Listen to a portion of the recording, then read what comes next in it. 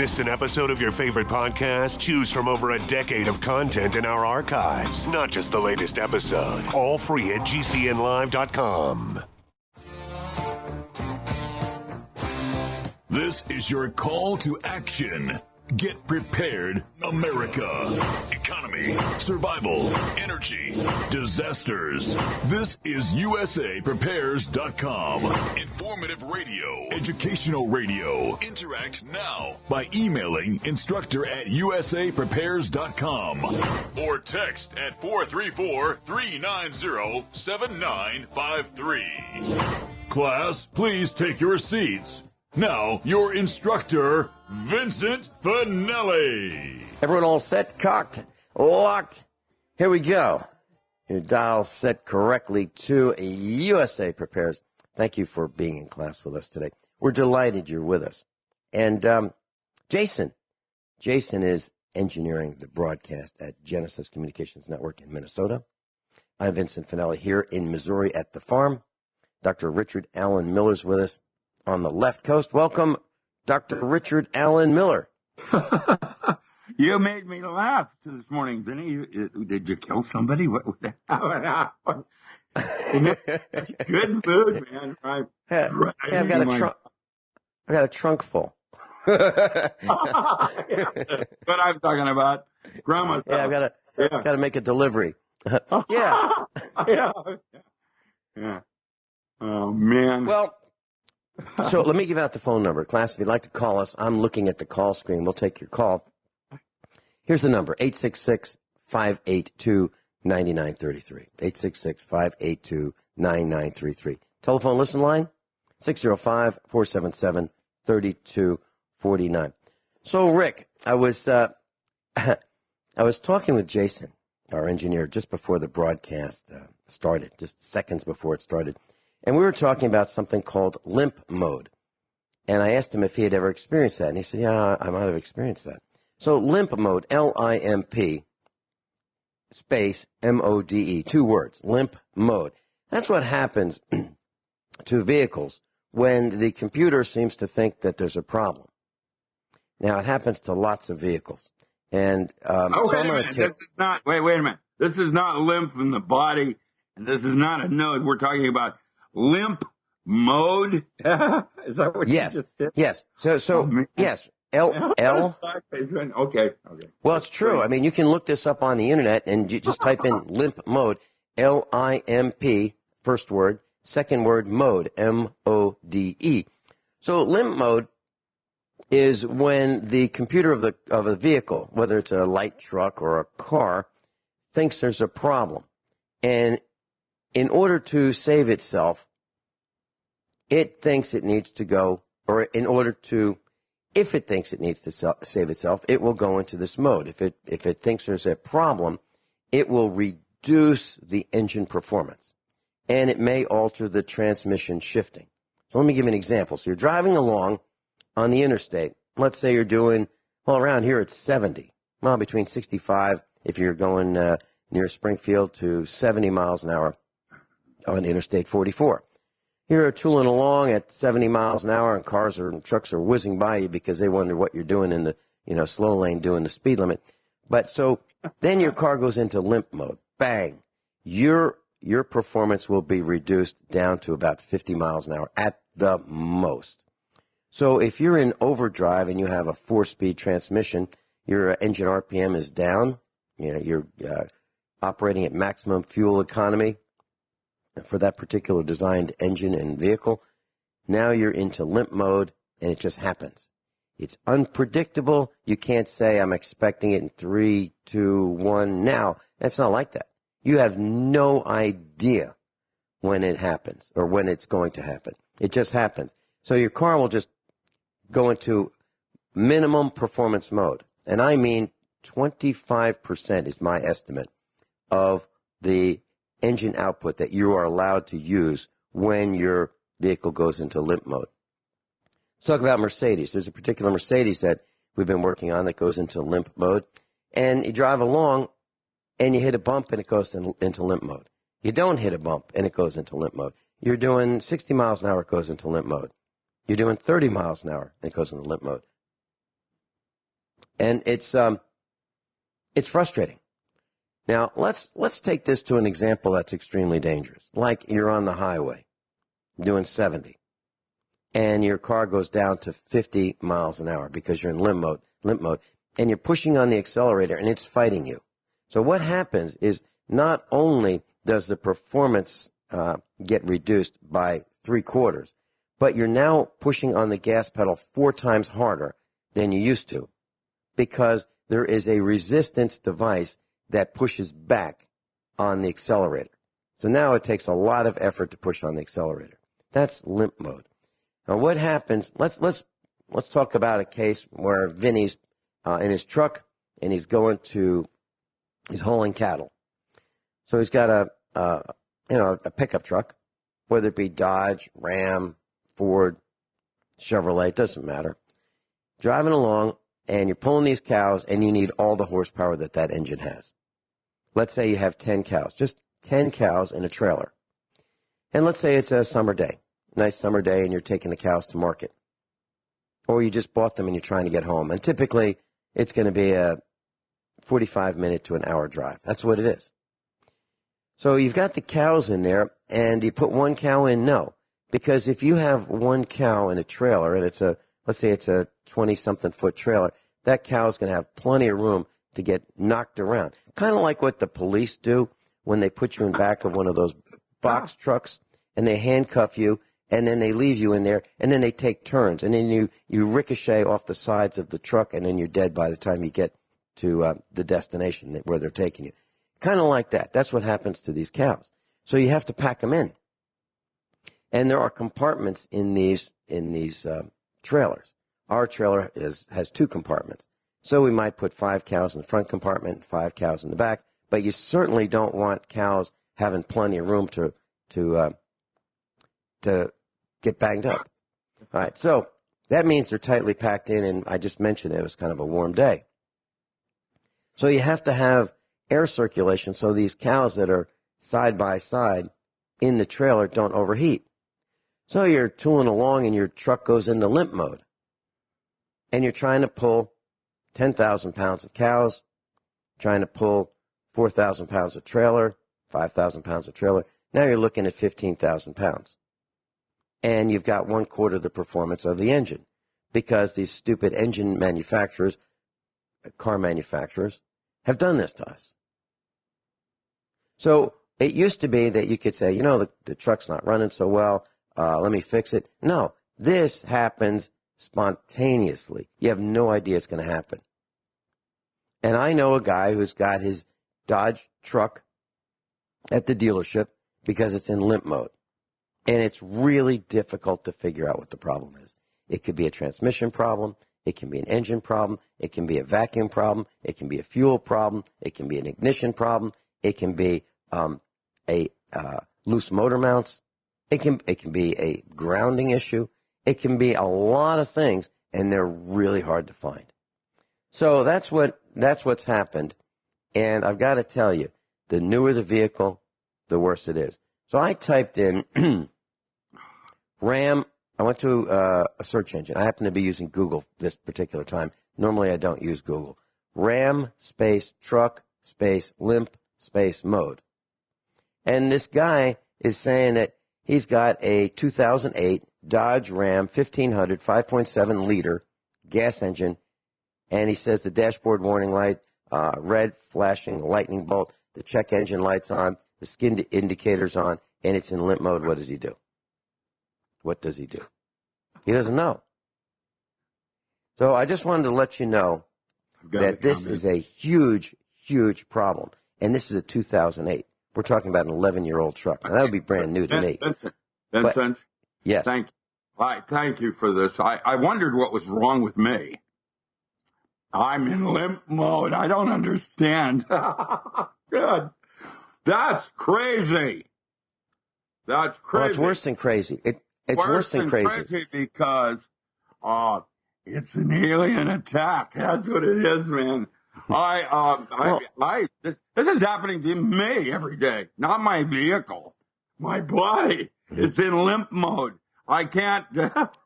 Is that called aging? Well, I have to tell you, Rick, that I've talked to a lot of people, and they're in limp mode as well. Pretty much everybody's in limp mode. But no, really, you're absolutely right. It's a conspiracy. I've never even heard of any such thing in my entire life. That's the stupidest, craziest concept in an automobile that I've ever heard. And somebody's got too much time on his hands trying to figure out how to do Mopar. Well, you're right. Now, we're only on our 4th week of trying to fix a vehicle, a Mercedes that's in limp mode. 4 weeks. Now, I'm not complaining. I'm just saying this is beyond nuts. And the first thing I wanted to do, the very first thing, was disable it. I didn't want to fix it. I want to disable it because it's dangerous. And here's what you do. So what do you do? I wanted to read one of these. How do I get my car out of limp mode? So it popped up on the internet. How do I get my car out of limp mode? Now I'm going to read this. There are 7 things you need to do. Here they are in order. Number 1, I'm quoting this, okay? So we'll start the quote right here. Quote, number 1, don't panic. Remain cool and calm. Number 2, bring your car in an uncrowded part of the road. Number 3, bring the automatic transmission into park. Now, what they forgot to say was stop the vehicle first. Okay? So,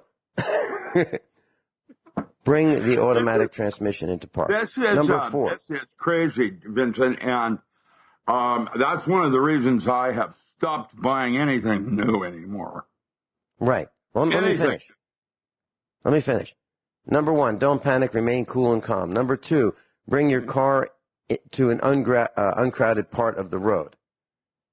Number 3, I'm going to say 2.5, stop the vehicle from moving. Number 3, bring the automatic transmission into park. Number 4, turn off the ignition switch.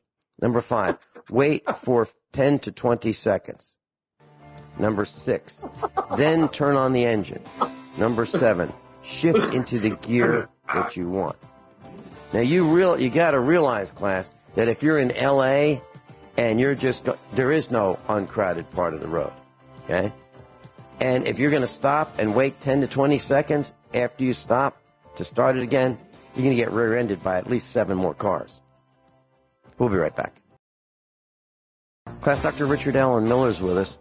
Rick, I did something during the break, and I did a search about automobile technologies, and I wanted to see what the latest thoughts are. Now, I don't know the latest thoughts because I don't have the latest technology. The newest vehicle that I drive is a 2004 Chevrolet pickup truck, and it has proven technologies. It has crank-up windows. You roll the windows up and you roll the windows down. Okay? It's got rubber floor mats. Actually, it's probably plastic rubber floor mats. There's nothing special about this truck. It doesn't even have much tinting in the glass. It's a 8-foot box bed and a standard cab with a bench seat. That's all it's got. Now, it does have air conditioning. It does have heat. It's got windshield wipers and lights. But it doesn't even have power door locks. It is basic. It's called a work truck. So I don't know much about, some of the advanced technologies that are in vehicles. So I decided to look it up. And this is from Kelley Blue Book, okay? These are the people who will tell you how little your car is worth and why you should buy a new one. And here's what it's called. The title is 10 Best Automotive Technologies of 2019. KBB.com, KelleyBlueBook.com. And it starts with this, quote, new car buyers would do well to spend less time looking under the hood and more examining all the technology of the car. That's nonsense. That's one of the dumbest things I've ever read. Of course, the powertrain still matters, but more important is how the driver and vehicle occupants interact with today's increasingly sophisticated automobiles. That's why we've come up with our 10 best automotive technologies of 2019. End quote. I guess you heard what I said, right? Vincent, what's going on? The first manual read on limp mode, is that the word? I've never even heard of that before. That's crazy. It's written for a 12-year-old. Somebody shouldn't be driving if they can. I mean, that's nonsense. Worse than nonsense. It's nonsense with intent. And that's even worse. Oh, gosh. What's going on? Well, let me share with you. This is crazy. I mean, let's why dissect. would anyone write a manual on that level of stupidity? All right. And would they even put such a concept in the vehicle? And then further, Andy, why would it be so hard to run down? Well, let's see now. Well, it's you here, and we can get you there, and and then there's a third surcharge for, this is crazy. All right. Well, let me just share with you a quote from Andy Gibbs, USA Preparedness instructor, an inventor.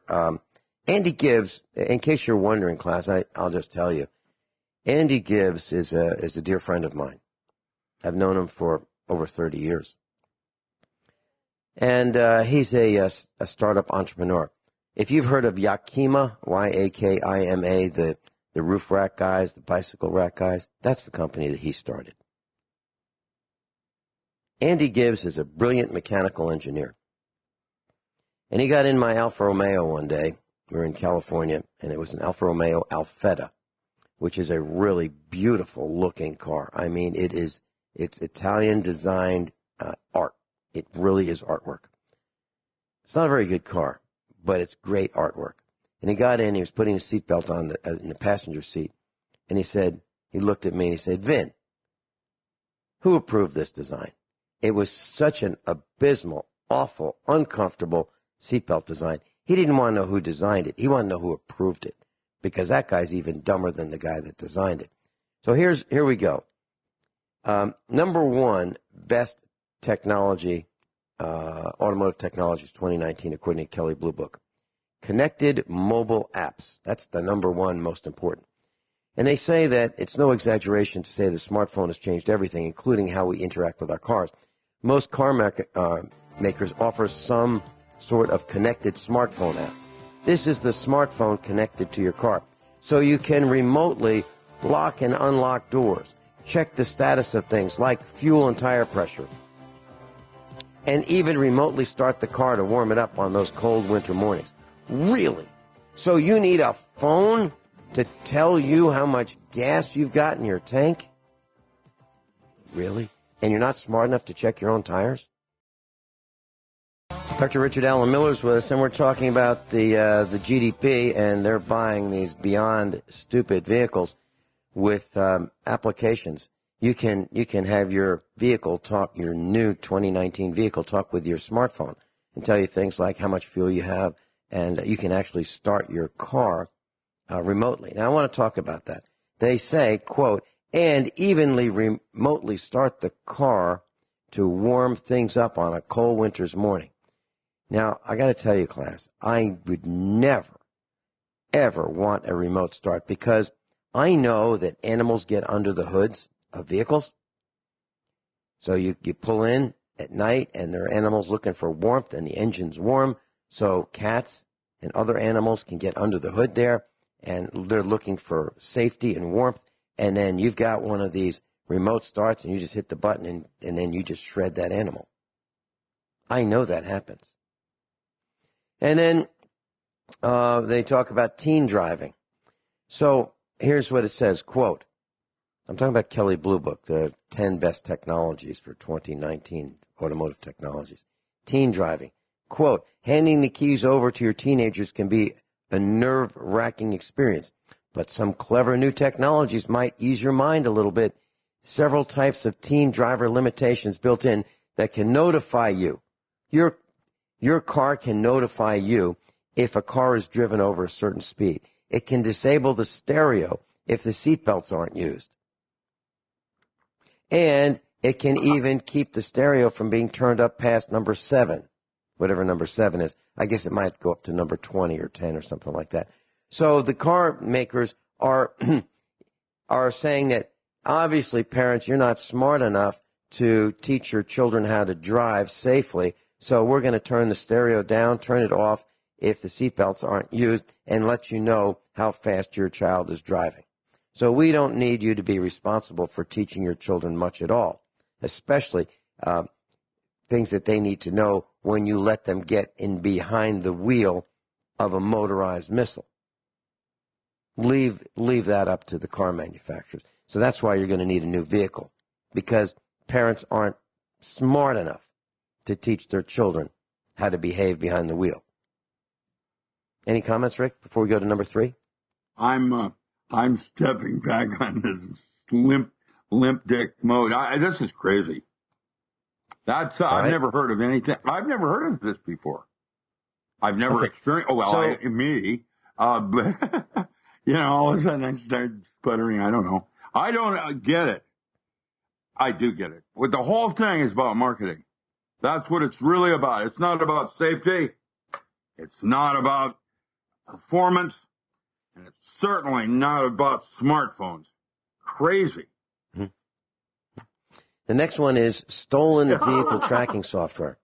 Experts, whatever that means, estimate more than 750,000 motor vehicles will be stolen in 2019. Okay, that sounds like a pretty big number. And they say that 46% of them will be recovered. And there's this technology bundled into the vehicle's assistance and security systems, such as BMW or GM's. BMW has Connected Drive, or GM has OnStar.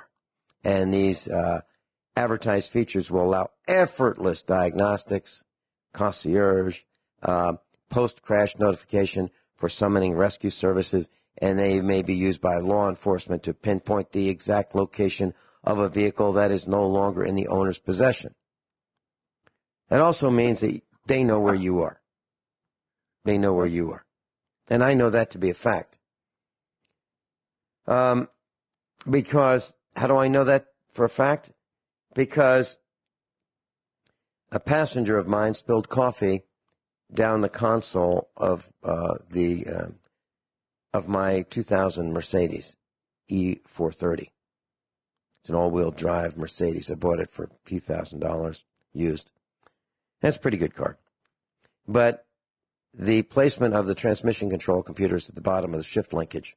So straight down below the gear shift knob is the transmission control computer, and it does not like coffee at all. So it put the car into a mode that the car thought it was being stolen. And I called, lights were flashing. Oh, it was unbelievable. I was the center of all attention. I was in the middle of an intersection, and that's when it decided, in Illinois, that's when it decided to go into this I think I'm stolen mode. So I ended up calling 1-800-4Mercedes, and they asked me for the serial number. They asked me where I was. I told them I was in Illinois, but I really wasn't sure exactly where I was. It was nighttime. And they asked me for the vehicle identification number. I got the flashlight out and read that to them. They said, oh, you're at the intersection of Corvette Lane and something else. Now, Mercedes has an SOS system. So if you need help, you can pay the $20 a month, and they'll assist you somehow. I don't know what they do, but they knew exactly where I was, and I've never paid for that, and I've never signed up for it. They know. So if your vehicle is a 2000 or newer, they know where you are. You've got this little antenna in the back of your back of the hood, usually short antenna, looks like a satellite antenna. Yeah, that lets them talk to the satellite. Yeah, that's German. And they know where you are. We know where you are, and we know your family, and we know your blood type. That's and Detroit does too. Detroit? You mean Japan? Well, I mean, the amalgamation of Detroit and Japan. I remember when Mexico. Cadillac first started power windows. My buddy, look at this man. And he, we're smoking pot. This way back then. And he windows going up and down at a rock festival. And it was just an example of more things to go wrong with your vehicle. I was in a 1959 Cadillac, Coupe de Ville. There it is. And it just come out. It was not our Cadillac, but I was a little boy back then, and the owner of the vehicle was really impressed with this Coupe de Ville. It had fins on the back, and he said, I'm going to put the turn signals on. Where is the turn signal indicator? So I'm looking all over the dashboard because we had a Ford station wagon, and I know that the turn signal indicator would light up. It would blink green. It was a green arrow for the left and a green arrow for the right. I'm looking all over. I can't find it. Well, Cadillac really did the coolest thing. They put in their mind, not my mind, in Cadillac's mind, they did the coolest thing. They put the turn signal indicator on the front edge of the front quarter panel. So you'd look out over the hood, and if you look to the left of the hood or the right of the hood, that's where the blinking light was. So that was like high tech. Can you imagine that? And we've got Sharon. Sharon's joining us. And, one of the things I was going to talk about was this new braking system called automatic emergency braking. But you want to talk about autonomous braking? Well, yeah, that's really weird. I was just at a meeting with some ladies, and before it started, I was just visiting, and this lady was telling me how their car would go down the road and all of a sudden slam on the brakes, okay? And a light was flashed sometimes, but I just looked it up real quick on Google, and it will anticipate if they think their brakes ahead, it will actually put your brakes on. And the limp mode might be a problem, but basically stopping in the middle of traffic is life-threatening or very dangerous. So I thought I just mentioned that. I didn't even know they could make such a system, but, it's kind of creepy. Well, Sharon, here's this is number 5. We'll skip number 4 for a second. And according to Kelly Blue Book, I have to read this. So this is a quote. Quote, commuting is no fun, but advanced driver assist systems like adaptive cruise control can take a lot of the stress out of the experience. By using an array of sensors built into the car, adaptive cruise control can match the speed of the car in front of you, meaning you don't need to consistently hit the gas and brake in highway traffic. Now, think about that. So the vehicle in front of you is behind a tractor trailer, okay? So you really don't see exactly where you're going because probably you're too close. I'm not talking about you, Sharon. I'm talking about the GDP. And so you're following along, and all of a sudden, the tractor trailer hits something, comes to an abrupt stop. The car in front of you comes to an abrupt stop, but you're not paying attention because you've got this adaptive cruise control system taking care of that frustration, taking a little stress out of the experience. So we are turning over the operation of our vehicle to systems that run on a battery. I'm not exaggerating. That's what we're doing. Yeah. And it's crazy. Well, she had taken their vehicle back 3 times, but we live here in Montana, and if your car decides to slam on its brakes when there's a bunch of ice, you're, really in trouble. You know what I mean? And, if it slows, if you're on cruise control, you can still put your brake on normally, and you could stop. So you could at least be aware of what's coming, but if your car decides to slam on its brakes by itself, what are you going to do? That's a good point. Sharon, That's extremely important.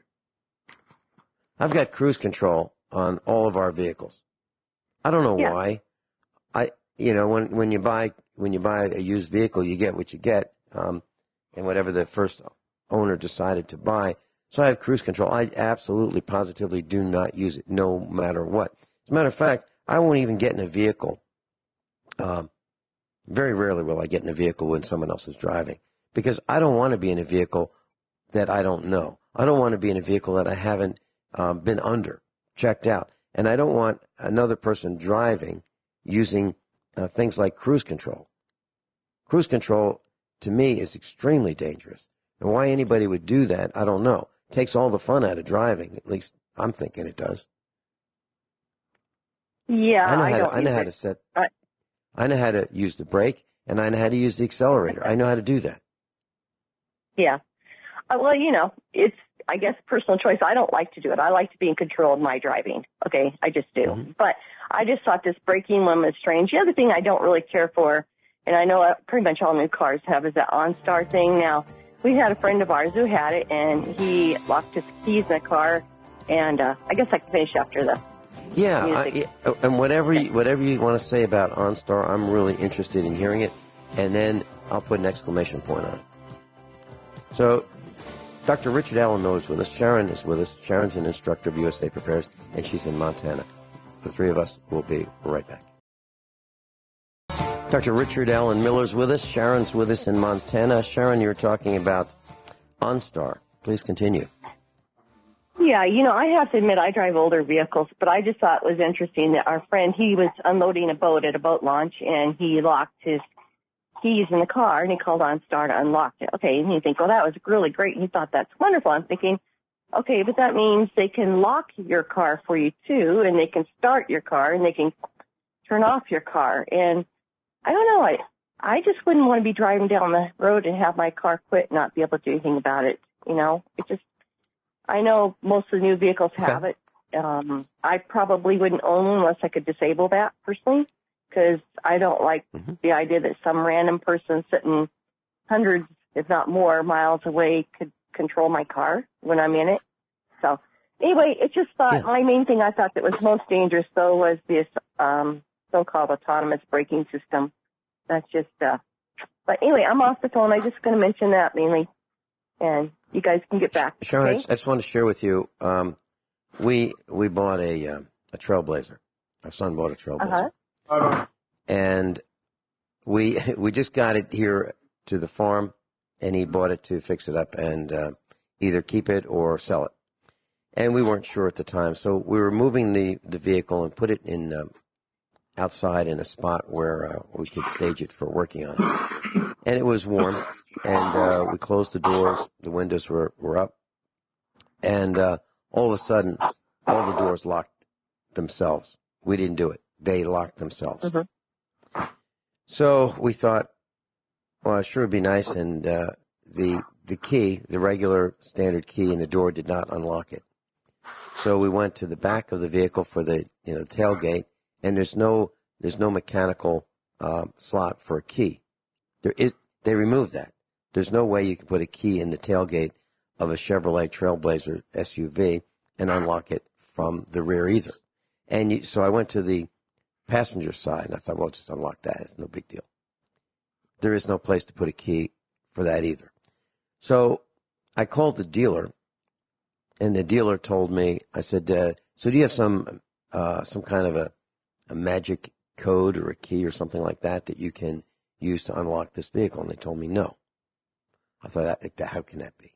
They must have. No, they say they don't have it. And they said, well, bring the vehicle in and we'll unlock it.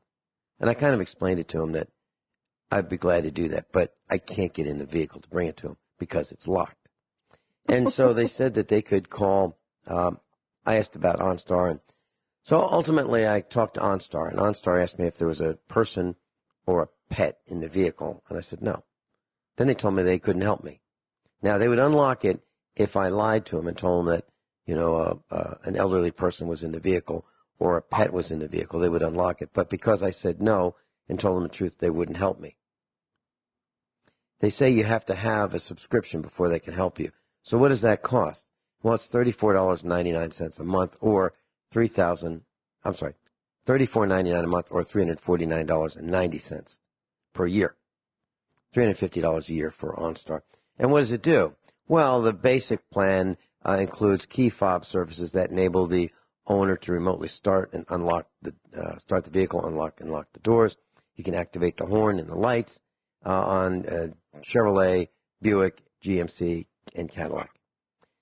So maybe it has some other features, but that's pretty much what the basic system does, and they won't help you. So I said to this guy, what do I do? He said, well, I can have somebody come to your location and try to unlock it. And I said, will they be able to do it? And he said, well, they're going to try. And I asked him how much it was, and I don't remember the exact price, but it's like $70-something. And I said, never mind, I'll just break the front windshield. I was, of course I was kidding with him, but he didn't know that. But I was so furious that I wasted time with OnStar. I wasted time with the dealer. And they've made vehicles that are almost impossible to live with. Now, why is it that we only have one lock on the driver's door that works with a key? And it's not just Chevrolet. It's a bunch of vehicles. It's out of control. Absolutely out of control. So my recommendation is don't buy a new car no matter what. Don't feed this machine. Any quick comments, Sharon? No, I'll just bow out. Thank you. Hey, thanks so much, Sharon. See you. Bye. Rick and I will be right back after we play some commercials and listen to some news. Dr. Richard Allen Miller. RichardAllenMiller.com. RichardAlanMiller.com. Everyone all set? Cocked? Locked? Hour number 2 of a USA Prepares. David's calling in. David will be with you in just a second. I wanted to share something. I looked up the current average price of a new pickup truck. $40,000 is about the average. $40,000 for a new pickup truck. That's like $10,000 more than my folks paid for a new house back in the 60s. A new house. So I did a quick calculation. The sales tax percentage for a new vehicle in Missouri, the corrupt state of Missouri, is 4.225%. So on a new truck, average price of a new truck, $40,000. Sales tax is roughly $1,700. For another $1,300 added to the price of what someone would pay if they bought a new truck. $1,700 plus $1,300. I bought an entire truck. I bought an entire truck for $3,000.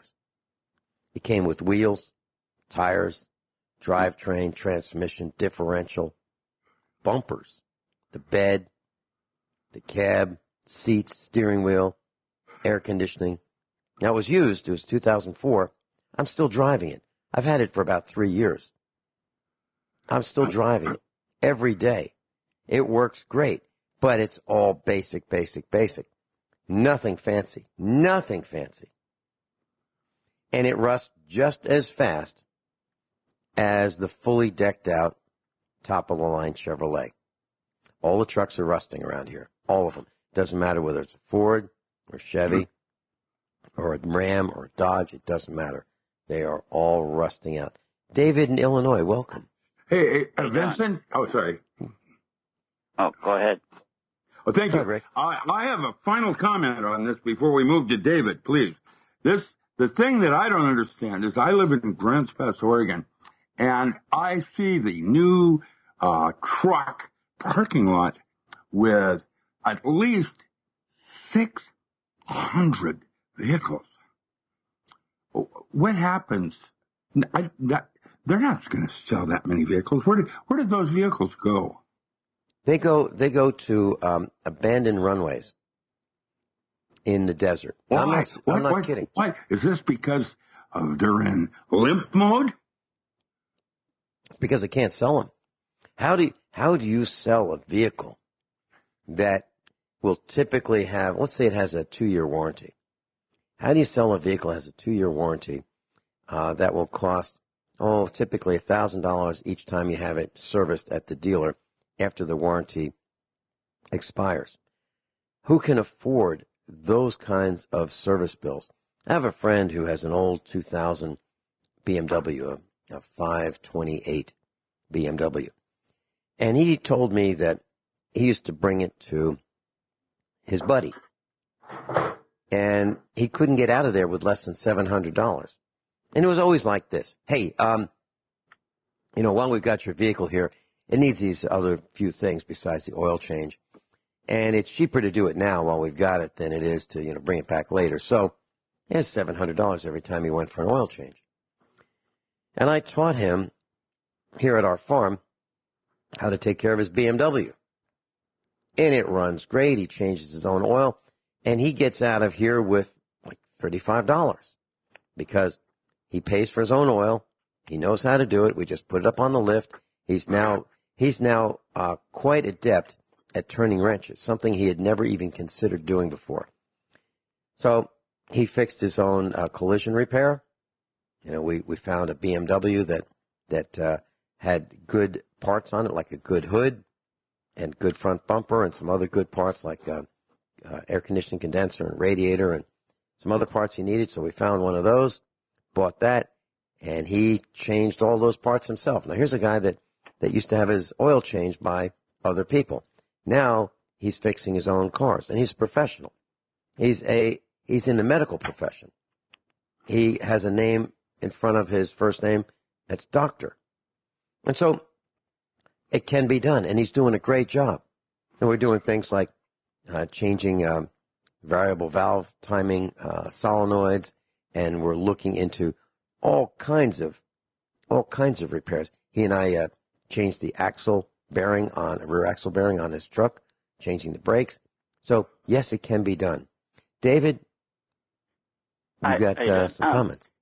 Yeah, you were talking about limp mode, and I'll tell you about that. What I found out about that real quick, but then I'll tell you something else about these Bluetooth phones and cars that I didn't realize.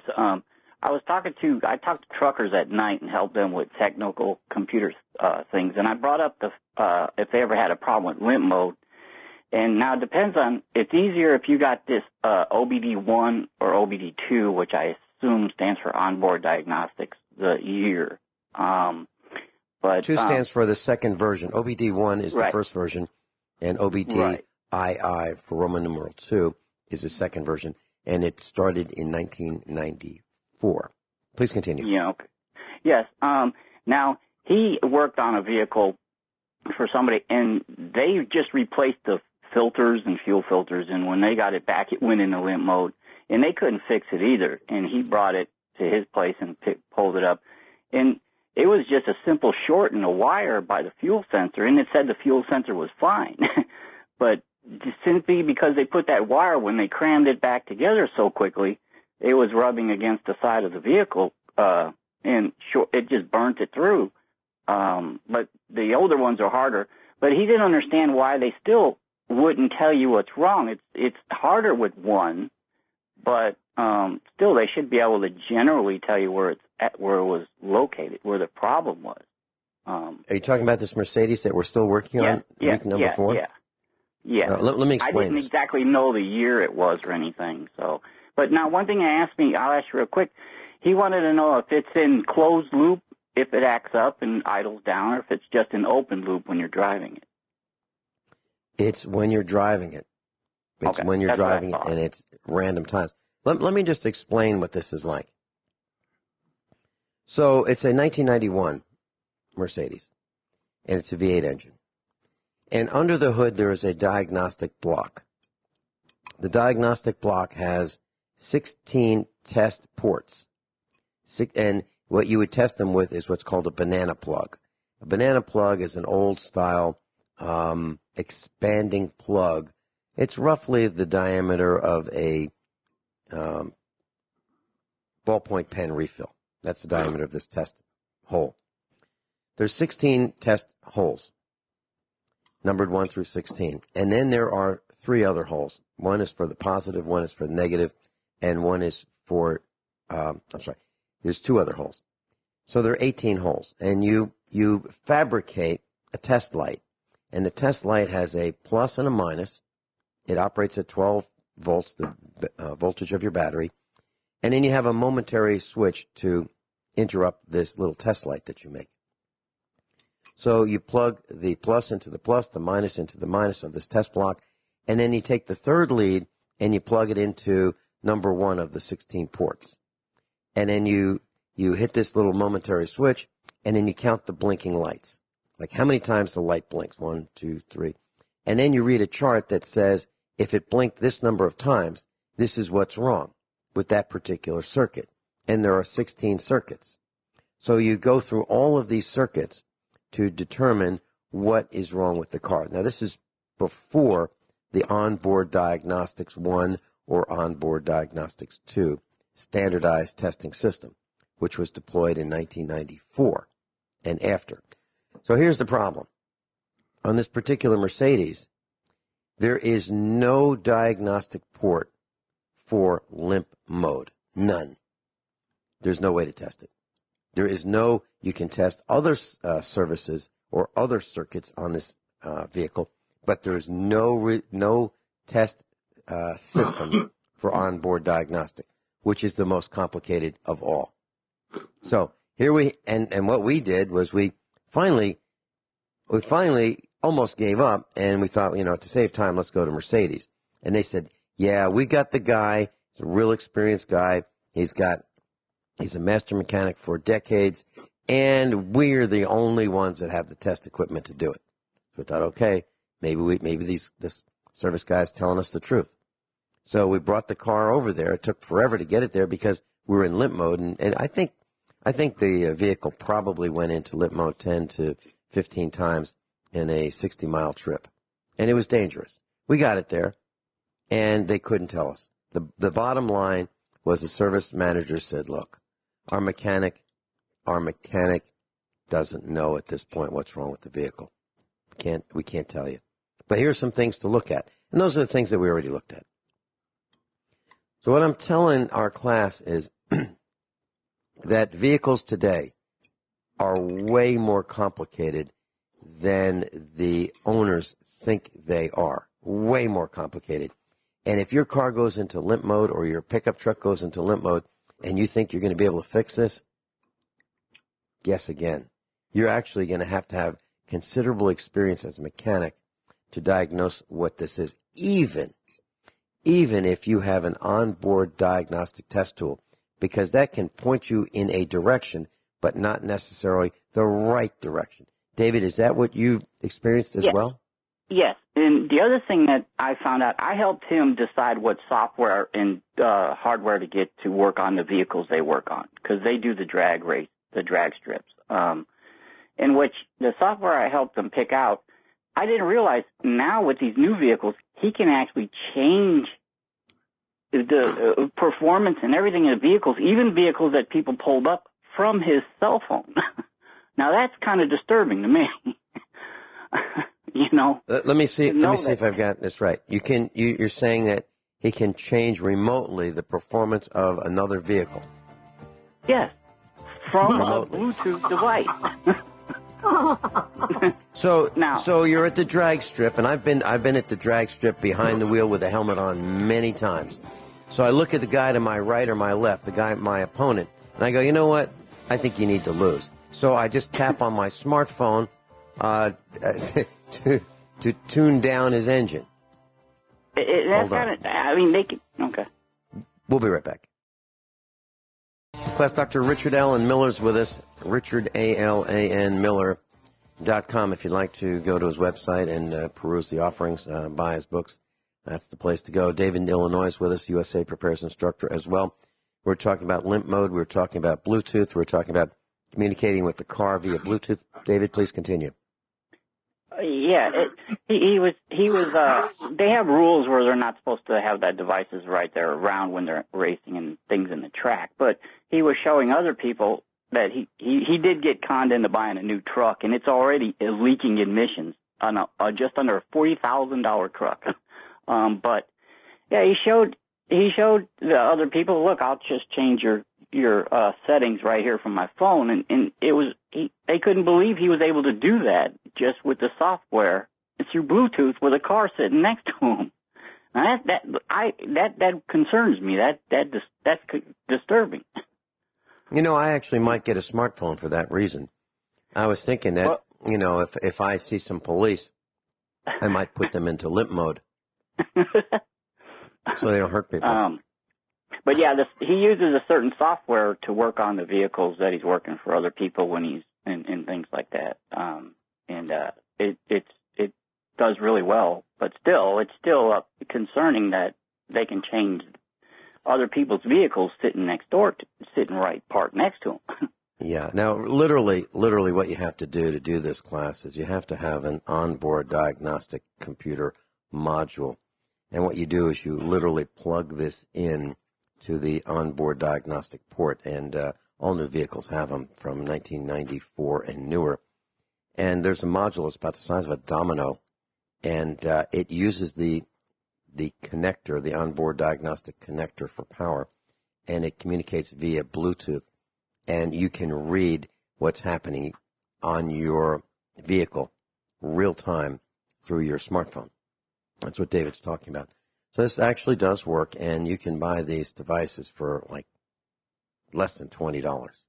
And I'm not exaggerating. You go to eBay, and you can look up OBD Roman numeral 2, and you'll find these Bluetooth devices, and they will communicate wirelessly with a smartphone or a tablet, maybe even a notebook computer, depending on which one you get. But yeah, you're absolutely right, David.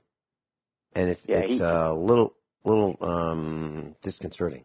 I don't want to have that. I don't want anybody, nobody, none of my passengers, nobody next to me, not the police, not somebody sitting at a computer screen communicating with a satellite. I don't want anybody to take over control of my vehicle in any way, shape, or form, not even a few percent. I'm serious. Yeah, they did show when they first started coming out with these Bluetooth and Wi-Fi onboard systems and computers, there was hackers that showed that they could take over a vehicle.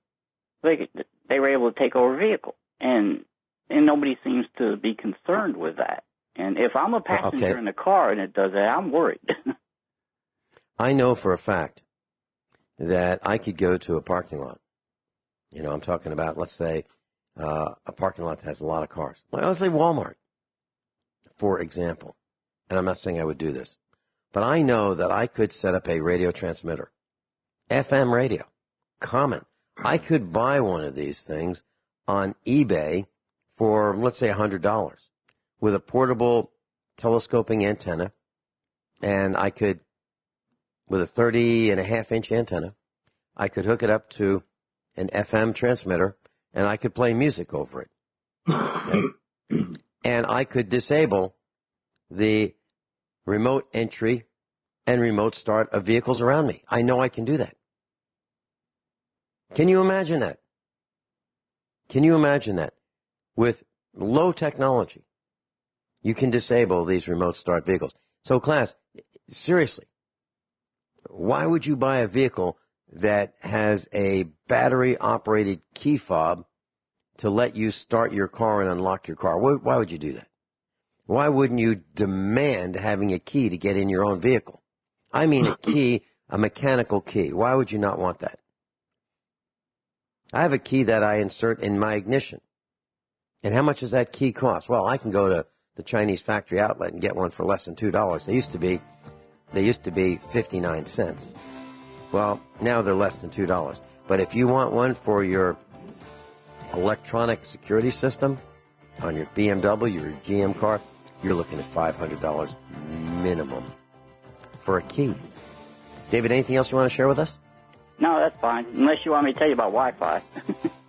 Now, tell us about Wi-Fi, and then we're going to talk about the Earth's magnetic field weakening.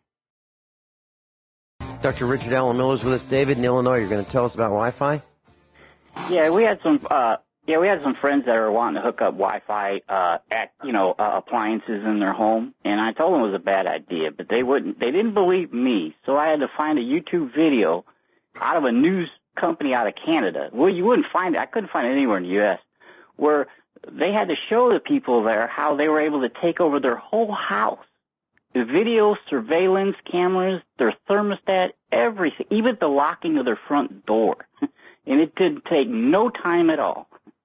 And then, they were able to track these people down because their security cameras, they were all through the Wi-Fi, and they're posting pictures on the Internet of what's going on in their own home. And they don't believe you until you show up and show them.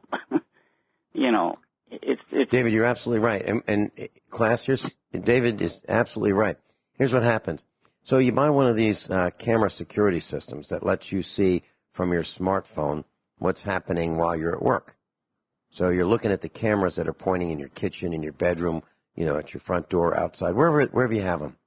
And it's great. It just hops on Wi-Fi and sends it over the Internet, and you can pick up the images on your cell phone while you're at work, and you can see who's at your front door if someone breaks into your house. Yeah, and what happens is there are default passwords, and the password might be like the user might be admin or administrator, and the password might be password, or the password might be 1234. Well, it's easy to figure out. So what happens is people know the common security systems, how they work. They know the login administrator. They know the password 1234, and they just search and they find these, and they can look in your house, and you have no idea that they are using your system to look at you. You are absolutely right. Well, I have another you when you go out to work, and then they walk right in the door when you're gone. Right. Sorry. Right. David, hey, thanks so much. Rick, you've got a comment? Yeah, I don't know when to break in or not, but my girlfriend, Julie, asked me a question yesterday. She said, is it smart to have a monitor, a notice on your home? You know, this home is being monitored by ADP or whatever, because in the one version it indicates that I've got security, and the second is I need security. Now, not having it would suggest you don't have anything in your house worth robbing. Which is better? Well, that's a very good question. And in my case, I don't have a sign that says my dog will eat you for lunch. I don't say that. And I carry a gun. And so people around here know that it's not a good thing to come bother the Finelli family. They know that. They know that I'm in the mafia. They know that I'm out of I'm out of control at times, and they just don't know what to make of it. So that's what they believe, and that's good for me, and I just leave it at that. But I don't have a sign that says, warning, there is an alarm. I don't have that. But some cars have a blinking red light on the dashboard that lets you know that if you look in the window, you see blink, blink, blink, that tells you there's a security system. And as soon as you jiggle the door, off it goes. I don't know. We've gotten to a point where we really have to worry about too many things. You know, you're at work and you have to worry about your home being broken into. You have to worry about your car in the parking lot. It's nuts. It's absolutely nuts. It didn't used to be like that. We used to have steering wheels that didn't lock when you took the key out. We used to have steering wheels that you could turn the steering wheel without a key in the ignition. You could turn it all the way to the left, all the way to the right. No more. No more. That'd be an old car. I've got three 1968 vehicles here at the farm, and all three of them have a key that goes into the dashboard, not into the steering column. So literally, you can turn the steering wheel without a key. As a matter of fact, if you can raise the hood, which you can, you could jump start the vehicle from under the hood. You don't even need a key. If the car is unlocked, you don't even need a coat hanger to get in the car. You just open the door, open the hood, jump the starter, have another wire that keeps the ignition system alive. It's as simple as that. Almost like they show on TV. Not quite, but almost. They show you someone pulling out the wires from underneath the dash. You don't even have to do that. But we're a mess right now. We're falling down. Rick, I want to tell you something very quickly, that the other 10 best technology items, automatic emergency braking. This according to Kelly Blue Book. This is number 9. Automatic emergency braking, or AEB, uses a variety of sensors to determine if a forward collision crash is imminent, and it automatically applies the brakes to diminish the severity or avoid a crash entirely. So this is standard. The auto industry agreed to make AEB standard in all cars by 2022, but many vehicles have it today. So they say the systems are extremely good, though you absolutely shouldn't rely on it to stop you. It's meant as a last resort for when the driver isn't paying attention. When the driver isn't paying attention. That's unacceptable. The driver must pay attention all the time. And it says that it's extremely alarming when the system does engage. It says while the Apple CarPlay and smartphone apps are important, this one could save your life. So it's worth making this one a high priority on your shopping list. So we're talking about the automobile manufacturer saying, well, you're certainly not smart enough to pay attention while you're driving. So if you're looking at your Apple or your Android smartphone while you're driving, or you're reading the newspaper, whatever you happen to be doing, putting your makeup on, and you're not paying attention, the car will stop for you just before the crash. Which also means that there are sensors that are blasting everybody in front of these stupid cars with these electromagnetic frequencies. So now you're getting it from your Wi-Fi, you're getting it from inside your cabin, you're getting it from the Bluetooth in your cabin of the car, and you're getting it from your smartphone, and you're getting it from the guy behind you who's not smart enough to step on the brake and pay attention. Rick, we have lost it. We are allowing machines, we are putting ourselves in boxes and trusting technology to keep us alive, rather than trusting us to keep us alive. Any comments? I'm going to pass. This is unbelievable. I don't buy new cars. I wait for somebody to buy a car. In the second minute they've driven it 10 miles, the price drops $4,000.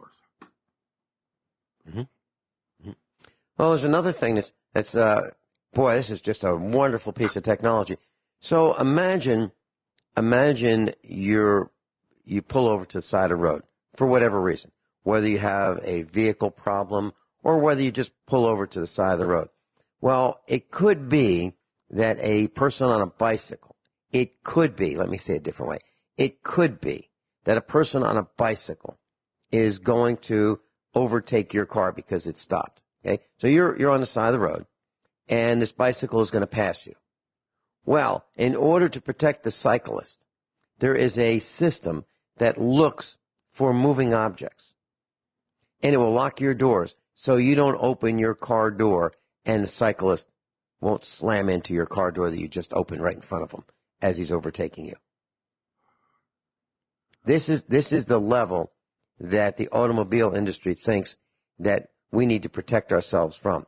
We're not smart enough to look in the side view mirror, the rear view mirror, actually maybe even turn around when we're pulled over before we open the door. No, we're just going to open the door.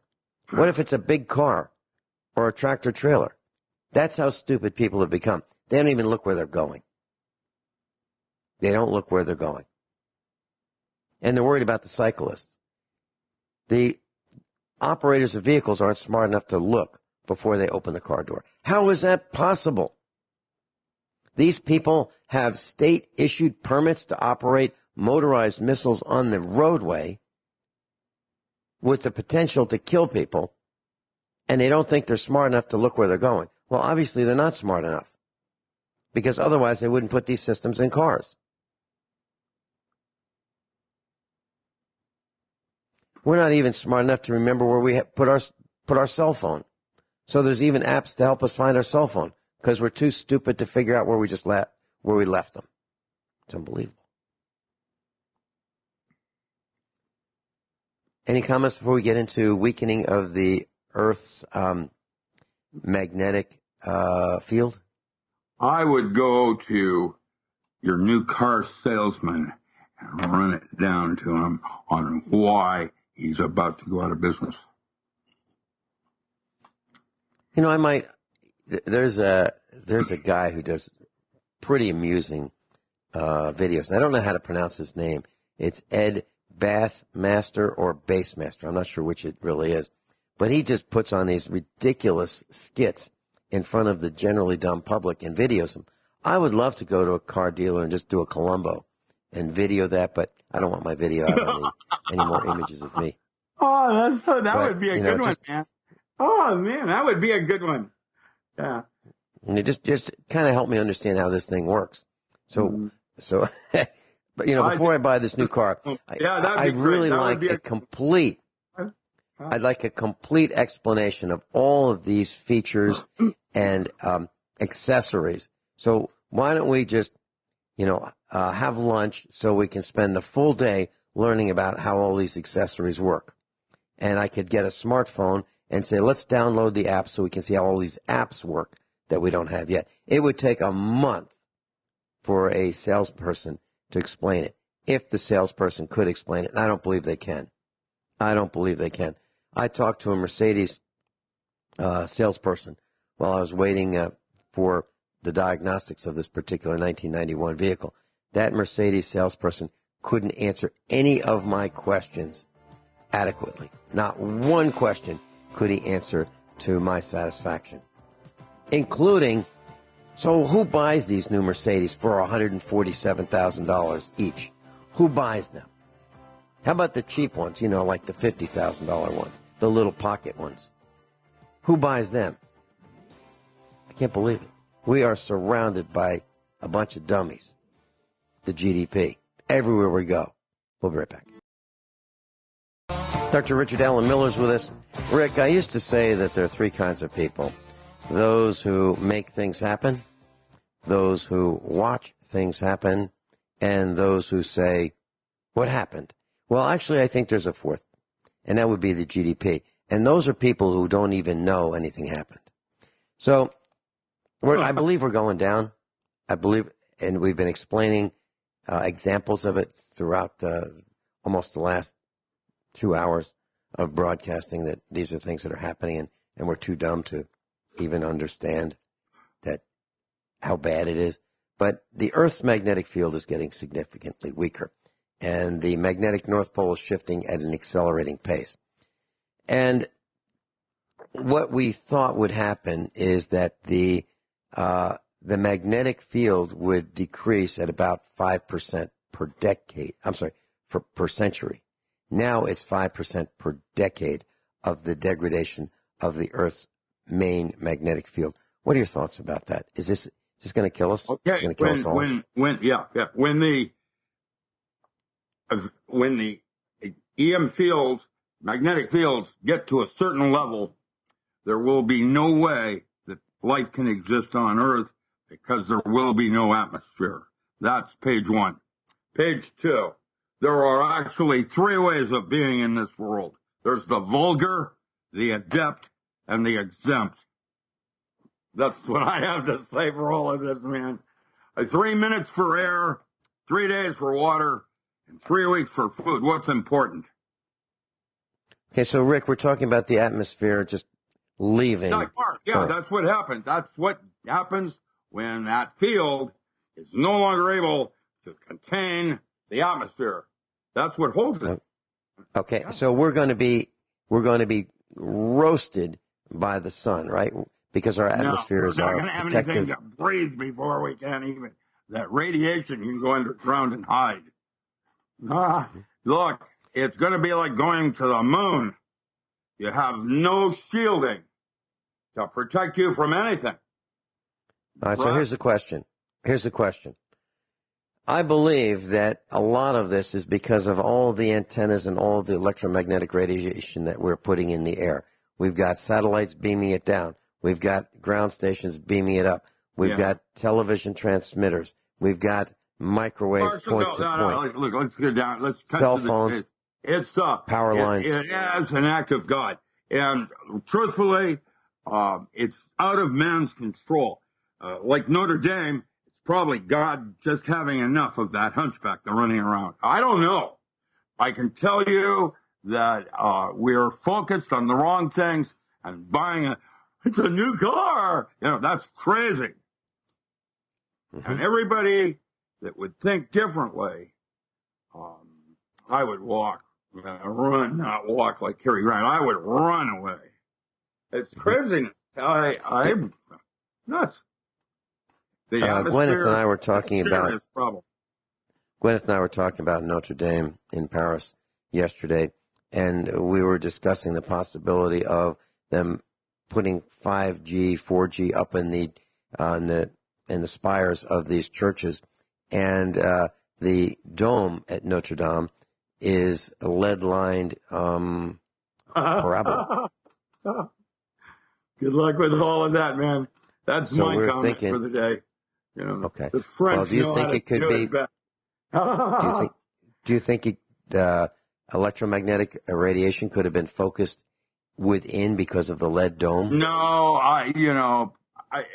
we're never really going to know. Is it true? Was it this or was it that? And the correct answer is probably yes, all of the above.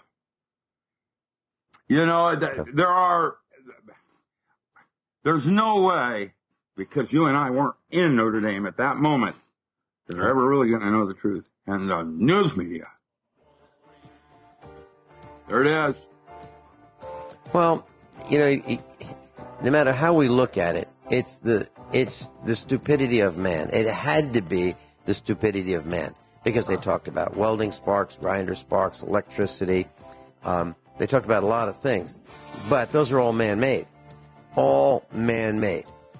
All man causes, which to me would be intentional or stupidity. Pick one. I think we're stupid. I think we're going down, and I'm watching it all around me, and I don't like it. And you can hear it in my voice, class. You can.